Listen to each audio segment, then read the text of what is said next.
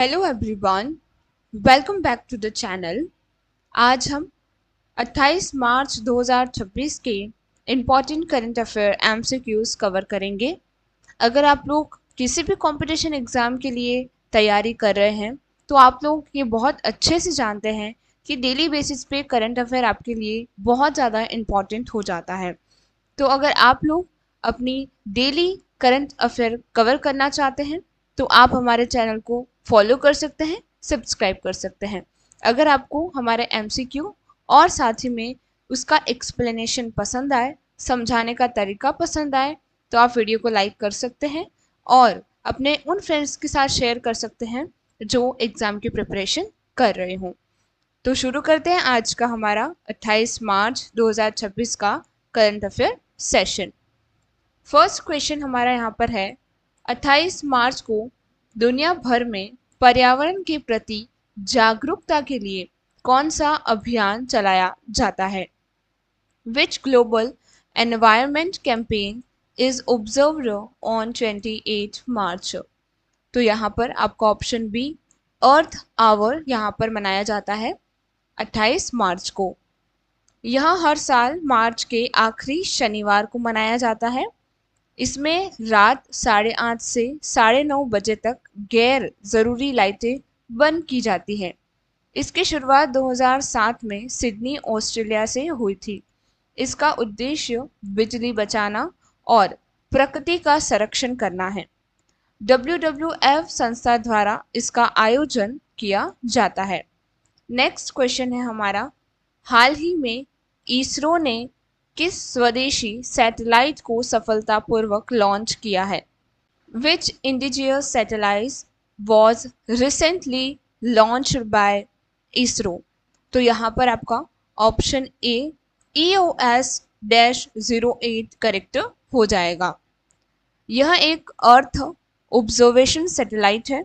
इसे SSLV D3 rocket द्वारा launch किया गया है। यह खेती, आपदा प्रबंधन और समुद्री निगरानी में मदद करेगा। यह पूरी तरह से मेक इन इंडिया तकनीक पर आधारित है। इसे आंध्र प्रदेश के श्रीहरिकोटा से अंतरिक्ष में भेजा गया है। नेक्स्ट क्वेश्चन है, विश्व प्रेस स्वतंत्रता सूचांकन 2026 में भारत को कौन सा स्थान मिला है? What is India's rank in World Press Freedom Index 2026? तो यहाँ पर इंडिया को 159th रैंक मिली है। तो ऑप्शन बी आपका करेक्ट हो जाएगा। यह सूचांकन रिपोर्ट विदाउट ब्राउजर्स द्वारा जारी किया जाता है। इसमें पत्रकारों की सुरक्षा और मीडिया की आज़ादी को मापा जाता है। नॉर्वे इस सूची में पहले स्थान पर बना हुआ है। भारत अपनी रैंकिंग सुधारने के लिए नई नीति पर काम कर रहा है। इसमें कुल 180 देशों के मीडिया वातावरण का विश्लेषण होता है। नेक्स्ट है, हाल ही में चर्चा में रहा पोर्ट कांडला का नया नाम क्या रखा गया है?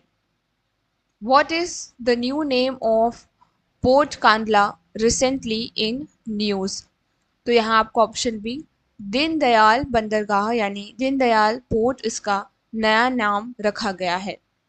यह गुजरात के कच्छ जिले में स्थित एक प्रमुख बंदरगाह है। यह उत्तर भारत के व्यापार के लिए प्रवेश द्वार माना जाता है।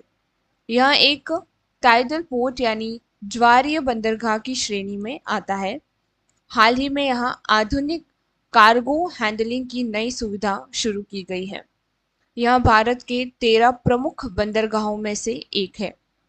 नेक्स्ट क्वेश्चन है, भारत के नए लोकपाल के रूप में किसे नियुक्त किया गया है? Who has been appointed as the new Lokpal of India?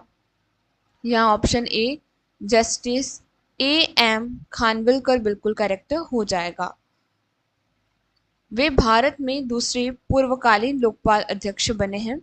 Lokpal एक भ्रष्टाचार विरोधी संस्था है।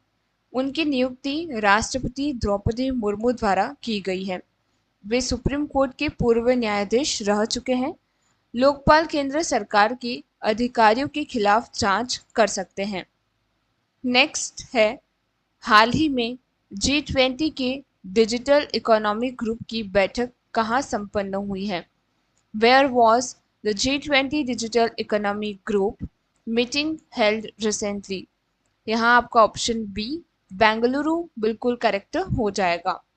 इसमें डिजिटल सुरक्षा और एआई के भविष्य पर चर्चा हुई। बेंगलुरु को भारत की सिलिकॉन वैली के रूप में जाना जाता है। बैठक में डिजिटल पब्लिक इंफ्रास्ट्रक्चर डीपीआई पर जोर दिया गया। इसमें दुनिया के 20 सबसे शक्तिशाली देशों के प्रतिनिधि शामिल हुए।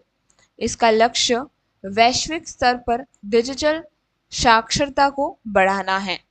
नेक्स्ट क्वेश्चन है, प्रधानमंत्री उज्ज्वला योजना के तहत मिलने वाली सब्सिडी को कब तक बढ़ाया गया है? Till when has the PMUY subsidy been extended?